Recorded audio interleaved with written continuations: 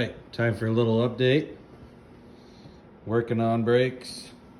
That one's got a new wheel cylinder, waiting on the spring kit. We'll walk around. We got the front end all back together. There's the wheels and tires we're running. That set of brakes is done. Got a front end on it. Almost waiting for the front bumper. And then we got this one tore apart.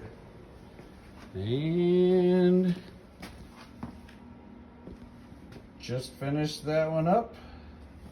So we're moving right along. We'll put the hood on soon and we'll be sending her down the road this weekend.